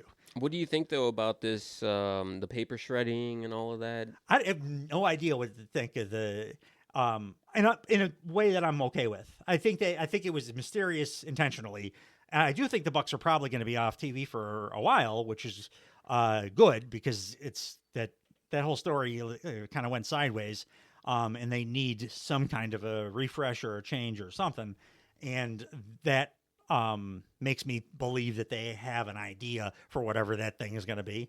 So it just, are they going to stick the landing? That's one of those, I'll let it play out, but I'm interested in what that was about. Yeah. I don't want them to not mention it at all for 8 weeks. Yeah. And then like, even if they're off TV, find a way to remind us that that shit that happened, that there was some mysterious paper shredding happening, like, do it every 3 weeks or something until they come back and we ultimately get the answer. I don't want it to like be out of our minds for 3 months. Right. And then all of a sudden, hey, remember that paper shredding? Like, not really. But I also don't want it to be intertwined with the Death Riders. No, story. I want it completely separate, which is why another reason I liked it. I like them off TV away. I don't want the Elite and the Death Riders. I'm not interested in them. Like, The way I feuding saw or it, I whatever. was like, okay, now we're seeing the Death Riders. Is this story like intertwined? Like, I didn't know what to think, but my hope is that's the way that they are writing in that it won't be intertwined, because it would, I think, naturally would have to become intertwined if they were going to stick around, because they're supposed to be the EVPs, right? And if the Death Riders are like fucking up the company, they're eventually going to have to do something. But if they split and say we're working from home from now, and we just got rid of a bunch of whatever information, and then they're gone, then they don't have to butt heads, which I don't want them to butt heads because I'm not interested in that. I'm much more interested in like Okada doing a singles run now, Bucks being away after just giving us the best performance in ring that they have in like 2 years. Cool. And if it's true that like Matthew Jackson really does need surgery or whatever, let him take care of that and stuff. It's amazing that they worked that match with that, if that's true. But wrestlers are goddamn amazing. No, the Bucks are amazing. But yeah, my hope is I'm not going to even make a prediction because I don't know. But my hope is that that's the direction. It's the doing that is to write them away from the Death Riders thing. Yeah. Because I think there's nothing but trouble if you do that. The faction feud. That's stuff. Too many layers to the Death Rider storyline. It becomes convoluted and nobody wants that. This is where we got the graphic that Cole and Malachi are going to be a singles match, and I was just like, Malachi's having a singles match. Holy shit! We'll see what happens next week, but that's another one that could go. It could go a stupid direction. It could also go in a pretty awesome direction. And I'm excited just to see those two in a match. Hell, I wouldn't mind it to be like a match they have now, and then after they get finally past all the MJF nonsense, do a callback and then build a program with those two. And then you can use stuff from whatever happens in this match to tell that story down the line or whatever. Yeah.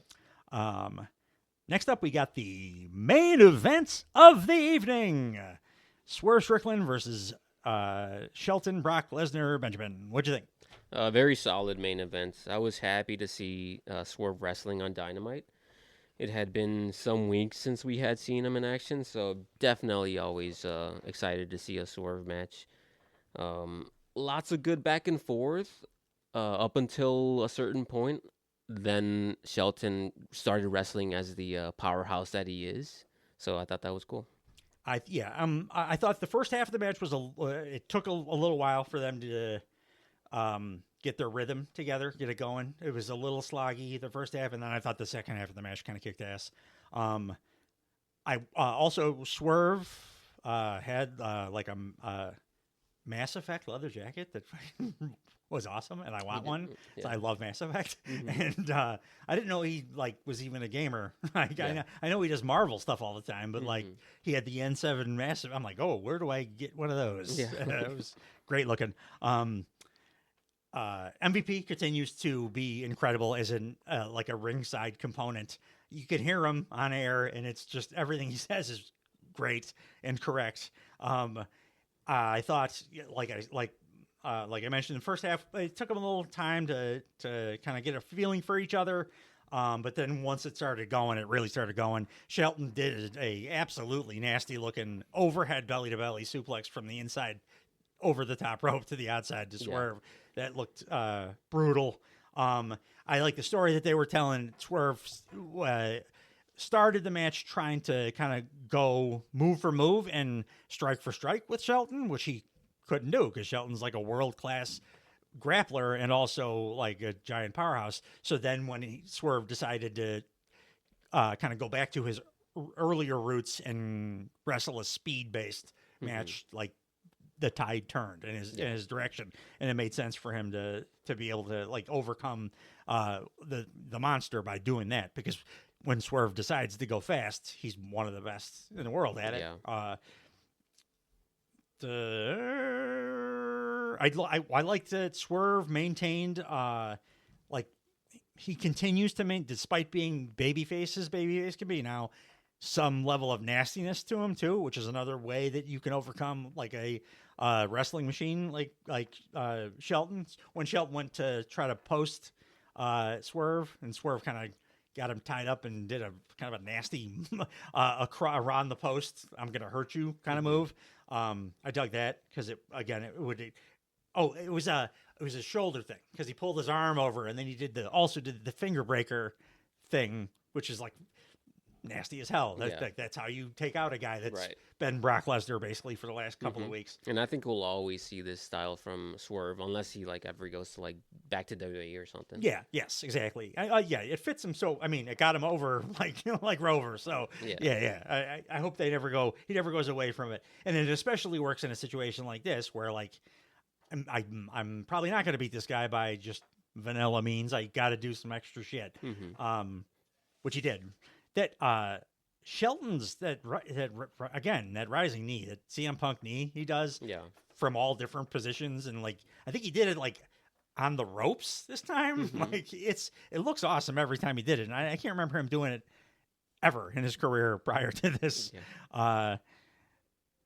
The Liger Bomb that Shelton did, that thing where that I do remember him doing WWE, where he had Swerve in the corner and he ran up the turnbuckle. It always looks great, like super fast. But then Swerve caught him, hit him with the Liger Bomb. That was dope looking. And then very shortly after that, Swerve hit, I thought, one of the best looking Swerve stomps, like conventional Swerve stomps that I've ever seen him hit. Yeah, Shelton did a really the harder part of doing the Swerve stomp, in my opinion, is the person that's receiving it setting it up without looking like I'm scooting my ass into position to get Swerve stomped. And Shelton did a good job because he got hit with I think it was hit with the power bomb, and then he just kind of like woozily sat up, and as soon as he sat up, he got hit with the stomp. The timing was very good, and it looked great. And then so Swerve gets the win. We cut to MVP on the outside of the ring, talking on his cell phone. Should have been texting. It's 2024, but talking on his cell phone. And we get our second lights on segment of the show, and it's Bobby Lashley. Unsurprisingly, but I thought it was the way it was done looked cool, because Lashley just looked like a badass with that fucking leather burgundy suit. Jesus Christ, that guy looks like a champ. Yeah, like he looked like a WWE superstar, if that makes sense. Yeah. He has the thing where WWE guys come over to any other promotion, and you're like, oh shit, I didn't realize that they were that big. And he already looked huge, so now he looks just like the Incredible Hulk. Yeah. And I like that he didn't like take the shirt off or anything yet, because that's like another level. Like this is what I look like in this badass leather suit. Yeah. Just wait till you see me when I pop this top off, and I look like the Thing or whatever. I think Lashley's going over Swerve. I think so. I mean, because I think that's going to be his first singles match, probably, right? Yeah. So definitely. And you gotta. And they're like, so they did the nose to nose face off, got a huge holy shit chant, and then Lashley like kind of acted like he was going to do the noble thing and shake hands or whatever, but then he just smashes Swerve with a lariat from behind. It looked brutal. Maybe it's just my AEW bias, but it looked better than anything he's ever done in WWE to me, like physically. And he just looks like a star. I hated the guy. I found him so boring, and now I'm absolutely intrigued. Credit to MVP a lot for that. But the only problem I had with this segment, they beat the shit out of Swerve, and poor Nana gets murdered here too. And they are standing tall at the end. And then MVP gets on the mic and just closes the show with, guess who's back in business. My only problem was you could very audibly hear the producer yelling, "You have 90 seconds left. You have 30 seconds left. 10 seconds, MVP." Yeah. Like, I don't know how long the show is going to go on before they fix that kind of stuff completely.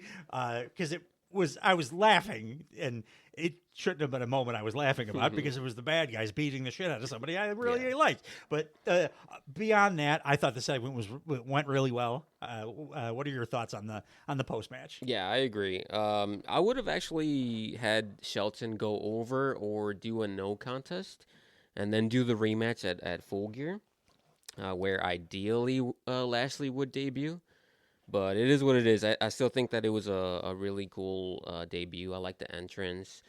Maybe give him some pyro, though. I feel like it was missing some pyro. You know, I don't know if you've noticed, because I didn't, but then somebody on Reddit or somewhere mentioned it, and then I went back and looked. For like the last 3 months, they've only been doing pyro at pay-per-views. Okay. I don't know if that was like one of the cost-cutting measures to... they were talking about cutting some costs... to help along the TV deal. Like they needed to to show whatever Warner Brothers that we can put on a show for this amount of money or whatever. So they had to cut costs in some ways, and going back and looking, just like I grabbed a random sample of a few episodes of Dynamite and no pyro, and then the pay-per-views all do the pyro. So Okay. he'll get it at the pay-per-view. Yeah. I get what you're saying about, like, I ideally wouldn't like, I would rather Shelton not lose as early as he has. Mm-hmm. The only thing that makes it like that really okay with me is that he looked incredible in the match, and it's Swerve. It's like you're losing to Swerve. It's like losing to Roman Reigns. Yeah. You're not getting hurt. Like, I don't think Shelton's any less of a monster because he lost a tough fought battle against Swerve Strickland. Like he's the man. So, No, I just think that they could have stretched that feud a little bit more, because I wanted to see the Lashley debut in Full Gear for some reason. yeah, the pay-per-view. Yeah. I could see that. I mean, Pyro alone would, like, it's worth it to Change it a little do bit, it. yeah. Make it the Full Gear thing. And I think I agree that it could have been a pay-per-view level match too. Like that works. The way that Shelton's been presented, like that I would have been fine with them giving them 25 minutes or something on a pay-per-view. I mean, this got a good amount of time, but like it kicked ass, especially after they got going in the second half. I think I'm coming around to your thought on that one. Maybe that would have been a little bit better, but I still I thought it worked, and I think Lashley looks better than he ever has. Yeah, no, I still like this too, and I'm still very much interested to see where the Herd Syndicate storyline goes from here. Yeah, absolutely, 100%. I mean, I'm 100% on the MVP bandwagon at this point. Yeah. That man can do no wrong. But yeah, it's eventful episode of Dynamite with some ups and downs. I think we ended up probably agreeing a little bit more than I expected. I think I disliked more stuff than I thought I did because of the pace of the show, because I dug the overall pace of the show. But the stuff that you thought was shit, I kind of do too. But it's still, I'm happy with the direction of most of the stuff, the stories that they have going. And it's getting me kind of hyped for Full Gear, which I guess is ultimately what you want to do, right? Yeah. I mean, the only thing I'm bummed out in an overall sense is the Adam Cole stuff, but that's just a bitter pill we got to swallow until it's done. Yeah. And we'll get a fun match out of Full Gear. Hopefully they'll make that Hangman Page match into something stepped up before the pay-per-view, but we got a couple of weeks yet, I think, still to come. If you guys have not already, we are going to drop at the same time as this pay-per-view a Tell Me About, because I didn't watch it because I was at a 5K. Tell Me About the Crown Jewel, WWE Crown Jewel, the Saudi show, will be dropping same time as this one. So if you haven't listened to that already, go listen to Frankie tell me how great the Saudi pay-per-view was and how great it was watching women wrestle in scuba suits. Yeah, please check that out. Anyway, thanks for joining us, guys. Hope you continue to, because I wanna keep doing this show in perpetuity, because boy, oh boy, do I love pro wrestling. Bye, guys. He's simply ravishing. Ow!